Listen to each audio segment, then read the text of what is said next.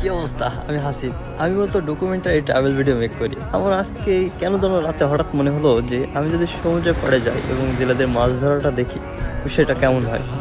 So যেই কথা সেই কাজ। সো সকাল সকালে বেরিয়ে পড়লাম খুলনার উদ্দেশ্যে। আমি মূলত খুলনা যাব, তারপর খুলনা থেকে বাইক নিয়ে আমি কুয়াকাটা চলে যাব এবং সেখানে গিয়ে এক্সপ্লোর করব। এইটাই সেই চর, যে চরের কথা আমি গতকাল রাতে আপনাদের সাথে শেয়ার করেছি।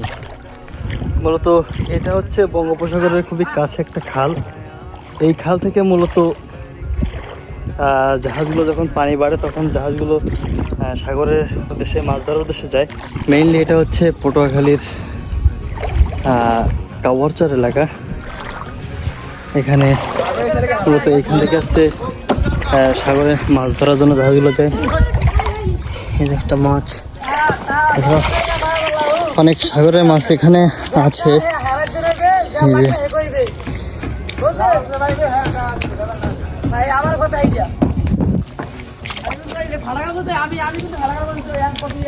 এটা কি ভোলা মাছ? এটা হচ্ছে ভোলা মাছ, হোমা মাছ। আর খালের মাঝখান থেকে হেঁটেই খাল পার হচ্ছে। This is so interesting. একটু আগে একটা সাপও দেখছিলাম, মেবি কেউটো সাপ।